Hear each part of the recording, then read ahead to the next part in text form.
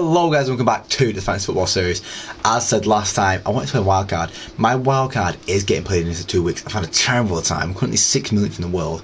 One of the worst places I've ever been in for FPL. Ever started doing these series talking about FPL, my FPL's just gone. So let's talk about my wildcard and what I want to do with my wildcard, because obviously there's things I want to change and it's just things I don't want to back anymore. I'm kind of happy with Raya, but I kind of think about switching. Kind of want more. I'm happy with Raya actually. Raya makes saves, Mirich makes saves. These two can stay as long as their rotation is good enough. When do I want to rotate? 14. I probably don't want to have Raya in goal. So game week 14 and game week 21, which is so far away. But you know, there'll be a few games where I'm like, oh, you know what, Mirich, you can go in there. So game week 14 is against Crystal Palace. Yeah, it can go in. And then, you know, it gets a bit rough there. Game week 21, though, is a nice bit of saving grace for him where I might want to put him in there. So yeah, Mirich and Raya, that's fine. These guys can stay in all season for me. Right now, he has to go, blood. He has to go. Robinson can stay. Robinson's been fine. Vardiol, we'll take him out for now. Dallo can stay. Gets a lot of clean sheets at United, and he is one of our most consistent players we play in. Pedro Porro can go for 5.5 mil. He can go. Okay. Bowen doing absolutely nothing, but you know, West Ham are not on form right now. Johnson, all right. And Buemo, what's his knock? He's just got a slight knock right now, does he? But I've just liked him Buemo this season. But let Semenyo stay for now. Let Smith Rowe stay for now. I'm okay with them two staying. You've got to go. You can stay for now.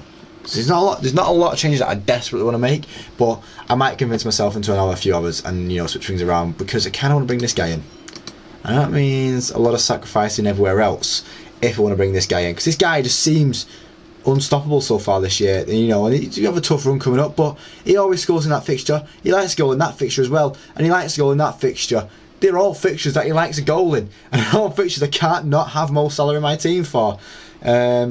Whereas this guy, you know, he's got a few tough games coming up, and when things start looking tough for this guy starts looking the other way. So he'll probably get an hat-trick in that Forest game, where I probably can't not have him in the Forest game because everyone capped him for the Forest game. But apart from that, these are all tough games for him. He'll probably get an hat-trick against United as well, because he loves an hat-trick against United. That's what we're going to do for now. That's what we're going to do for now, and I'm going to figure out what we're going to do around that. We're going to leave that on midfielder spot. We're just going to leave that for a second. I'm going to see what we're going to do with it. Forward. We're going to speak about all forward. Actually, no. We're going to go into defenders, because I want to bring in 2 defenders. I want to bring in a Liverpool defender. And if the clean sheets are coming, guess what? The clean sheets are also coming for this guy as well. So we can't, out of clean sheets, he's the guy that's playing just as much as Van Dijk is. Only 3 points. No, he's only 10 points behind Van Dijk, and that's just goals from Van Dijk. He's still getting the clean sheet bonuses when Liverpool are getting them clean sheets, so I may as well have him in the team as well. All that iron as well. Forest keeping a lot of clean sheets, but the fixtures are going to start looking tougher soon for them, so I don't want to back on too much on a Forest player right now with the fixtures looking tougher soon. Ain't Nori in their hand though. Their fixtures are starting to look nice again. So we might be something I want to back on with an Ain't Nori there. 4.7 million. Obviously people are starting to reinvest into him, so we'll bring him into the team for now. And that leaves us with 17.9 mil left with 4 free players in the team. Could maybe even squeeze in another big player here, potentially. Let's see what forwards we want. Let's talk about forwards now. We've got a player left in each position, and I think forward is a very important position. I said I want to bring in potentially Nicholas Jackson, because he does get involved in the goals. He's not had any goals in the last 2 games, but when he has good streaks. He does have good streaks. He's got 6 goals and 6 goals and 3 assists so far this year, and he's got a nice run coming up. Chelsea do so. We'll bring Jackson in, and that leaves us with 10 mil to spend on these 2 players. Really like 5 mil on a player. That midfield is going to be a hard one to finish, but maybe we'll bring in a Delap instead then. Maybe we do bring in a Delap, because their fixtures do look nice as well, and this guy just knows where to find the back of the net, doesn't he? He just knows where it is. Obviously nothing against Leicester, but that goal against Brentford and then the goal and assist against Spurs should cement him into the team a bit more. But Evan Nilsson as well, you know, he's finding the back of the net now. 3 games in the past 3, he's got 3 goals, and he got a nice fixtures coming up. We'll bring in Delap for now though, and we'll see how the rest of the team forms around that, because now there's a 12.3 mil to spend on the rest of the team. And I feel like it is down to that midfielder. Who are going to bring in that midfield position now? Madison's got a lot of points and stuff like that. It will be Martinelli, Johnson, Barnes, Madueke. Madueke might be a potential one for me, because he just play all the games, doesn't he? He doesn't play the full games, but I think I said I wanted to bring a Chelsea player in, didn't I? So Let's bring in Madueke and see what that leaves me with on the last defender. The last defender is going to be, Vital's going to cost me too much and he's going to leave me with a 0.3 deficit, which isn't great. He gets goals though, this guy just gets goals, but the fixtures are looking tough, so I don't want to back it on him getting a goal right now with how tough the fixtures are looking.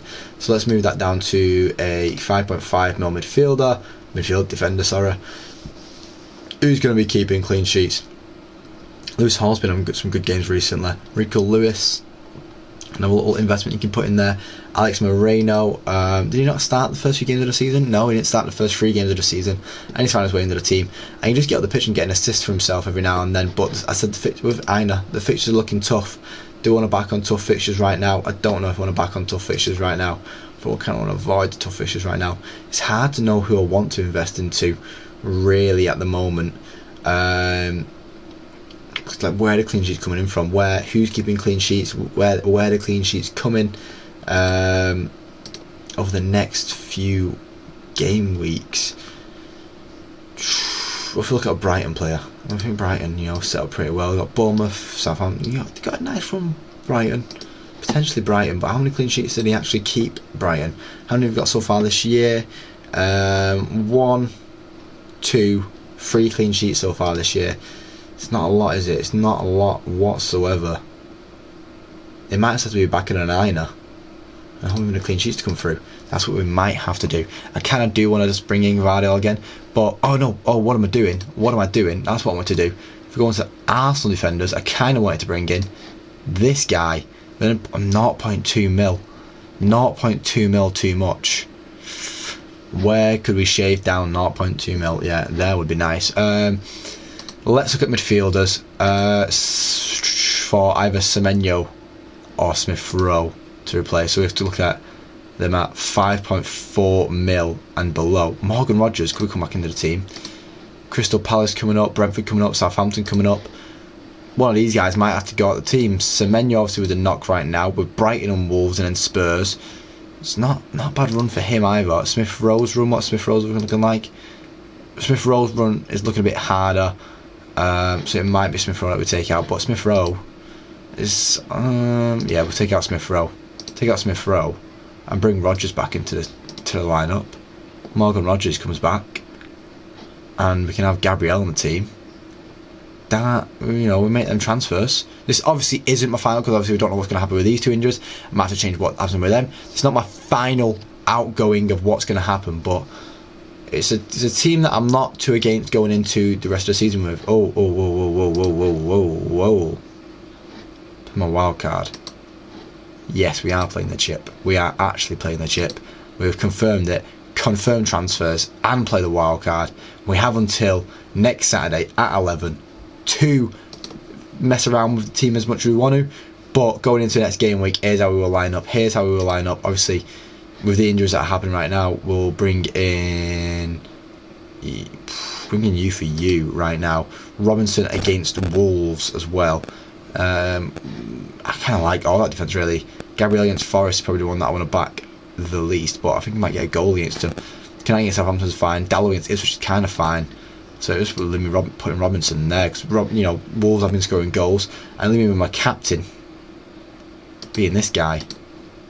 I'm kind of happy with everything else. Okay, that's a really happy team to go into. Let's get with Salah and Haaland in the team. It kind of covers both bases, because obviously a lot of people. Right, how many people actually own Salah right now? 49.6% of the game own Salah, but 64% of the game still own Haaland. Haaland's is someone that I want to jump away from, but so many people own that when he does, give a comeback. It's hard to judge what's going to happen with that.